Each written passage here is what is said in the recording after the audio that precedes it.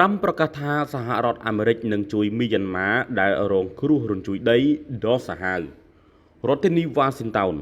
ប្រធានាធិបតីអាមេរិកលោកដូណាល់ត្រាំនៅថ្ងៃសុក្រទី28មីនាបានបដិញ្ញាថាសហរដ្ឋអាមេរិកនឹងជួយប្រទេសមីយ៉ាន់ម៉ាបន្ទាប់ពីប្រទេសនេះរងការវាយប្រហារដោយគ្រោះរញ្ជួយដីដ៏កក្រើកមួយការនេះកើតឡើងបន្ទាប់ពីមានការដង្ហោយរកជំនួយដ៏កម្រពីសំណាក់របបយោធាប្រទេសអាស៊ីអាគ្នេយ៍នេះលោកត្រាំបានប្រាប់អ្នកយកព័ត៌មាននៅក្នុងការិយាល័យប្រធានាធិបតីអំពីការរញ្ជួយដីនៅពេលដែលត្រូវបានសួរថាតើគាត់នឹងឆ្លើយតបទៅនឹងការអំពាវនាវរបស់មេដឹកនាំយោធាមីយ៉ាន់ម៉ាដែរឬទេថាវាជារឿងដ៏អាក្រក់មួយហើយក៏យើងនឹងជួយយើងបាននិយាយជាមួយប្រទេសមីយ៉ាន់ម៉ារួចហើយទោះបីជាមានការជំរុញរបស់រដ្ឋបាលលោកត្រាំក្នុងការបិទទីភ្នាក់ងារសហរដ្ឋអាមេរិកសម្រាប់ការអភិវឌ្ឍអន្តរជាតិ USAID និងកាត់បន្ថយការងារស្ទើរតែទាំងអស់ដែលនៅសេសសល់ក៏ដោយអ្នកនាំពាក្យក្រសួងការបរទេសសហរដ្ឋអាមេរិកលោកស្រី Tammy Bruce បាននិយាយថាអ្នកជំនាញគ្រោះមហន្តរាយរបស់USAID បានត្រៀមខ្លួនរួចជាស្រេចដើម្បីជួយរួមទាំងរបស់របរដូចជាអាហារនិងទឹកដែលអាចប្រើប្រាស់បាន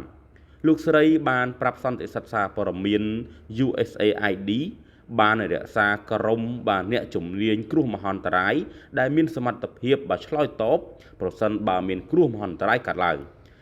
យើងបានត្រៀមខ្លួនរួចជាស្រេចមិនមានផលប៉ះពាល់ដល់សមត្ថភាពរបស់យើងក្នុងការអនុវត្តភារកិច្ចនោះ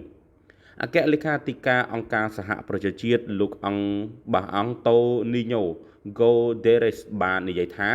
ក្រុមការងាររបស់អង្គការសហប្រជាជាតិក៏កំពុងតែប្រមូលផ្ដុំនៅក្នុងតំបន់អាស៊ីអាគ្នេយ៍ដើម្បីជួយ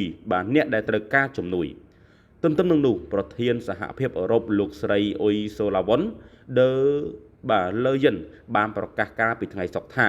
ប្លុកប្រទេសចំនួន27បានត្រៀមខ្លួនរួចជាស្រេចដើម្បីជួយបន្ទាប់ពីគ្រោះរញ្ជួយដីដ៏ខ្លាំងក្លាមួយបានវាយប្រហារប្រទេសមីយ៉ាន់ម៉ានិងប្រទេសថៃគ្រោះរញ្ជួយដីកម្រិត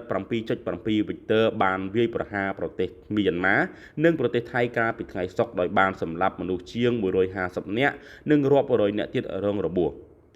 ទីក្រុងមែនដាលីដែលមានប្រជាជនប្រហែល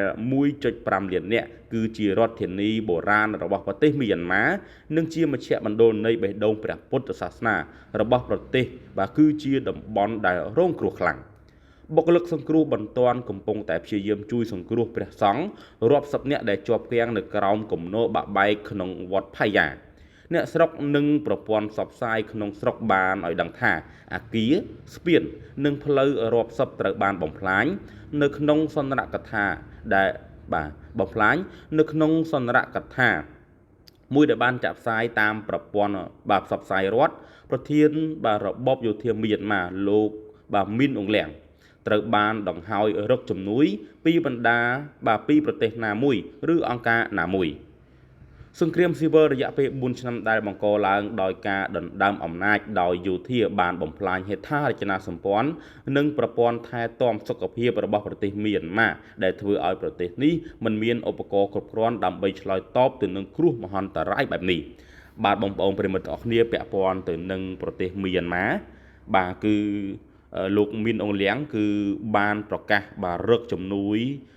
ទៅដល់ប្រទេសរបស់ខ្លួនមកពីបណ្ដាប្រទេសជិតខាងដោយការប្រកាសរកជំនួយនេះហើយគឺលោកដូណាល់ត្រាំដែលជាប្រធានាធិបតីជាប់ឆ្នោតថ្មីថ្មោងរបស់សហរដ្ឋអាមេរិកក៏មិនអោបដៃឈរមើលនោះដែរលោកត្រាំគឺសន្យាថានឹងជួយសហរដ្ឋអាមេរិកស្របពេលដែលសហភាពអឺរ៉ុបក៏បានត្រៀមខ្លួននៅក្នុងតំបន់អាស៊ីដើម្បីជួយប្រទេសមីយ៉ាន់ម៉ាផងដែរសូមជម្រាបជូនបងប្អូនថាប្រទេសមីយ៉ាន់ម៉ាមកដល់ពេលនេះគឺមានអ្នកស្លាប់140នាក់ជាងហើយស្របពេលដែលប្រទេសថៃក៏មានអ្នកស្លាប់ច្រើនគូសំដែរនិងរបួសសរុបទាំងពីរប្រទេសនេះគឺចូលជិត 1000 នាក់បងប្អូនអញ្ចឹងហេតុការរញ្ជួយដីដែលជាគ្រោះធម្មជាតិនេះគឺបានកើតឡើងខ្លាំងទៅលើប្រទេសមីយ៉ាន់ម៉ានិងប្រទេសថៃស្របពេលដែលកម្ពុជាយើងក៏មានការប៉ះពាល់បន្តិចបន្តួចដែរបងប្អូនដូច្នេះបងប្អូនសូមកុំភ្លេចត្រៀមខ្លួនទាំងអស់គ្នាបាទ